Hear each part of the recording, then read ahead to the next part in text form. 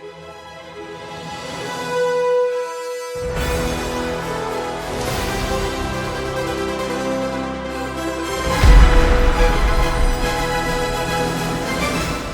is James Mathers for the Digital Cinema Society at Cine Gear Expo 2024.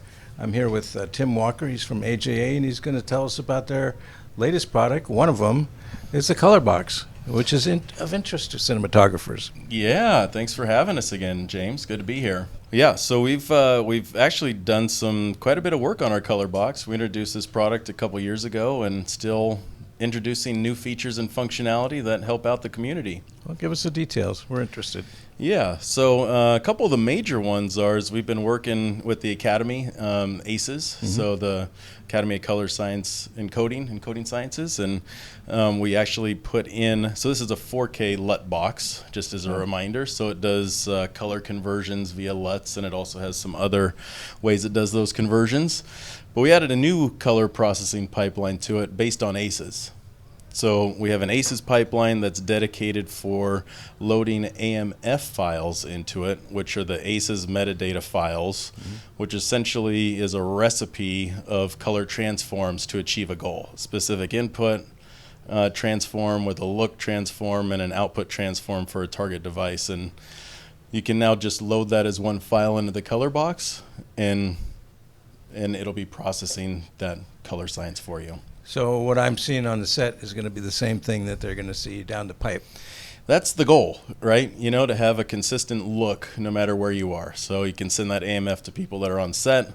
Your colorist obviously creates it. It could be used down the stream in post-production or visual effects.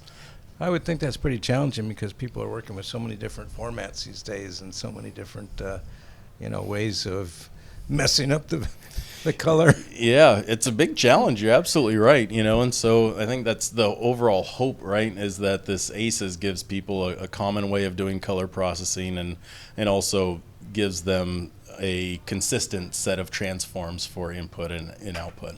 So then the information is encoded along with the raw file, and then that is interpreted by the ColorBox? Well, so this is a real time, so it's SDI in and SDI out. So you're playing, your camera feed into it, and then we're applying that transform inside the box and outputting it to make it look right. Make it look right to the display for the DPUs on set, or sending it down to people in Video Village and that type of thing. So, yeah, it's a real-time processing device for that specific part of the workflow. Yeah, I think every DIT needs one of those. Yeah, we hope so. I think so too. Yeah, and also to further kind of help people out on set. Well, this is a 4K device. There's still a lot of equipment that is HD, right, and that supports 1080p. You don't need 4K everywhere on set. Right. So we put in on its SDI output and its HDMI output. They have independent down converter controls. So you may have 4K coming into it because that's what your camera's putting out, but you have an HD monitor over there that you want to feed this to, or HD recorders or something. You can down convert 4K to 1080p or to 2K and UHD down to 1080p. So it saves you one extra processing step and helps you get longer lifetimes out of your HD equipment. How about HDR? Is it handling HDR? Oh, yeah. So that's a big part of it, right? It's a primary focus for it. So, yeah, there's still a ton of SDR productions being done, and this is fully capable of handling those.